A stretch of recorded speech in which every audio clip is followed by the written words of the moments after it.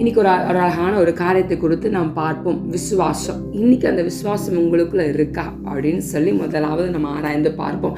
இன்னைக்கு நிறைய நேரங்களில் நம்மளுக்கு விசுவாசம் இருக்கு ஆனால் இல்லை, இருக்கு ஆனால் இல்லை. நிறைய நேரங்களில் வேதாமத்தில் பார்க்கிறோம், சீஷர்கள் ஆண்டோடு கூட இருந்தவங்க தான். ஆனால் அவங்க என்ன பண்ணல அப்படின்னா, அந்த மழை வரும்போதா இருக்கட்டும், அந்த 5 அப்பம் 2 மீனை கொண்டு இருக்கிறதா இருக்கட்டும், எந்த ஒரு நேரத்தையும் அவங்க என்ன பண்ணல, எழும்புற ஒரு விஷயமா இருக்கட்டும், அவங்க விசுவாசிக்கவே கிடையாது. ஆனால் ஆண்டவர் அதை செய்தார் அப்படின்னு சொல்லி பார்க்கிறோம்.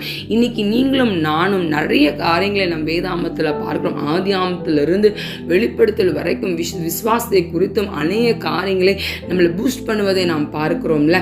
இன்னைக்கு உங்க விசுவாசம் நிலைத்திருக்கட்டும். இனி வேதம் அழகாய் சொல்லுகிறது, விசுவாசம் உள்ள ஜெபம் பிணியானை ரட்சிக்கும், விசுவாசிக்கிறவன் பதறான் என்று வேதம் சொல்லுகிறது. விசுவாசத்தை குறித்து அநேக காரியங்களை ஆண்டவர் சொல்வதை நாம் பார்க்கிறோம். இன்னைக்கு நம்மளோட விசுவாசம் யார் மேலே இருக்கு? இன்னைக்கு உங்கள் விசுவாசம் மனிதன் மேலே வைத்திருக்கிறோம், ஆனால் அது நம்மளுக்கு தேவை கிடையாது. இன்னைக்கு உங்கள் விசுவாசம் ஆண்டவர் மேலே இருக்கட்டும். ஏன் ஆண்டு எனக்கு இதை செய்வாரியா, ஏன் ஆண்டு எனக்கு இதை செஞ்சு கொடுப்பாரு, என் வாழ்க்கையில் ஏன் ஆண்டு எனக்கு செஞ்சாருப்பா, இன்னைக்கு நான் விசுவாசத்தோடு நான் நிற்பேன்னு சொல்லி அந்த நம்பிக்கையோடு அந்த தைரியத்தோடு இன்னைக்கு ஆண்டு என் வாழ்க்கையில் என்னோட காரியங்களை, என் குடும்ப காரியங்களை எல்லாவற்றையும் எனக்கு ஆண்டவர் நேர்த்தியாக நடத்தி கொடுப்பாருன்னு சொல்லி அந்த நம்பிக்கையோடு ஆமேன் என்று சொல்ல வார்த்தை பெற்றுக்கொள்ளலாமா?